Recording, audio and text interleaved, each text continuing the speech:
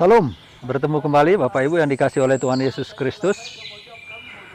Saya akan membacakan firman Tuhan dari Yeremia 31 ayat 3b.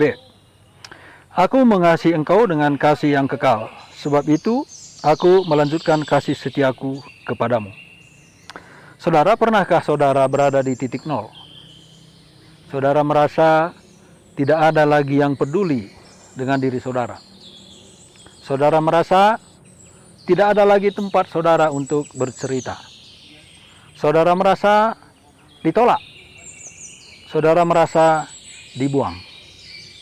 Mungkin saudara sudah melakukan banyak hal supaya orang meresponnya secara positif.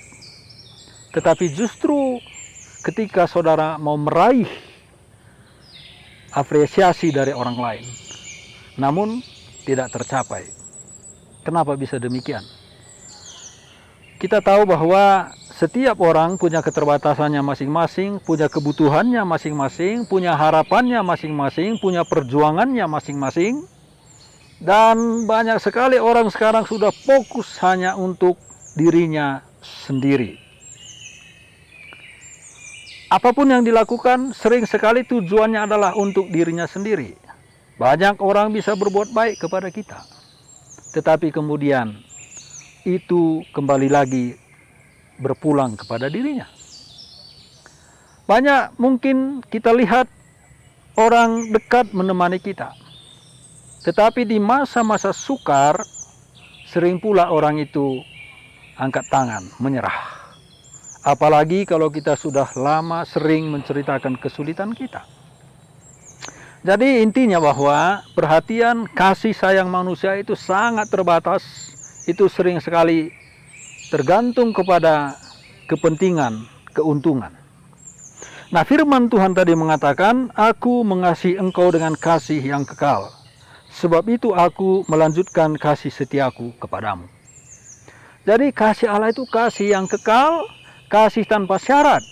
Dia tidak melihat keberadaan kita dalam segala segi kekurangan kelemahan kita, bahkan di dalam setiap motivasi kita. Walaupun motivasi itu menyimpang, tetapi Tuhan tetap mengasihi kita.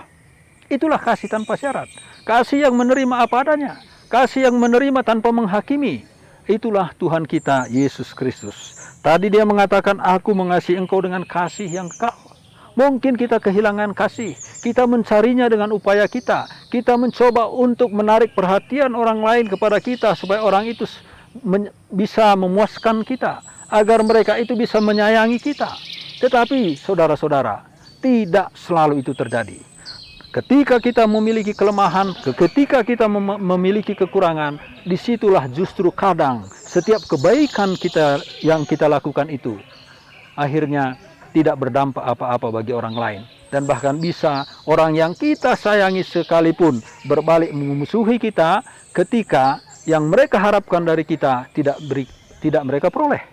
Namun Tuhan tidaklah demikian.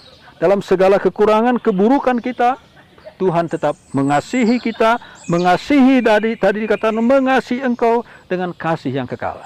Jadi kalau saudara-saudara kehilangan kasih dan mencari kasih, satu-satunya cara adalah datang kepada Tuhan Yesus Kristus yang mengasihi kita tanpa syarat, yang mengasihi kita dengan kasih yang kekal, yang mengasihi kita yang tidak akan berhenti ketika kita gagal untuk melakukan kehendaknya. Mengasihi kita ketika kita tidak mampu untuk taat kepadanya. Mengasihi kita ketika kita sendiri merasa tidak berdaya lagi dalam berbuat apapun untuk kemuliaannya. Dia tetap mengasihi kita. Tidak memandang apa agama kita, tidak memandang apa kepercayaan kita. Dia tetap mengasihi kita.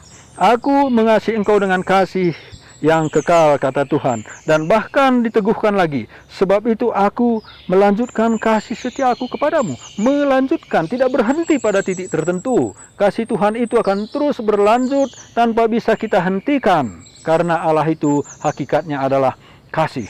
Jadi dia tetap akan mengasihi kita. Karena kasih itulah, maka dia rela datang ke dunia ini, mati disalibkan untuk mengampuni dosa-dosa kita. Kita yang tidak layak, kita yang seharusnya dihukum, kita harusnya dimurkai karena kita berdosa kepada Allah.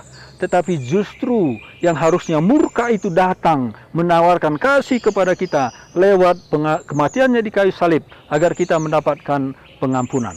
Jadi dia mati disalibkan untuk kita bukan karena kita baik, tetapi justru karena kita berdosa. Di tengah-tengah keberdosaan kita itulah dia mati disalibkan bagi kita semua. Jadi kita semua membutuhkan kasih yang seperti ini. Kasih yang kekal, kasih yang berkelanjutan, kasih yang tidak akan pernah berhenti ketika kita sendiri berhenti melakukan yang positif. Kasih yang tetap dilanjutkan bahkan ketika kita sendiri gagal untuk mengikuti kehendak Tuhan. Itulah kasih Kristus. Dan saudara tidak bisa dapatkan kasih seperti ini dimanapun.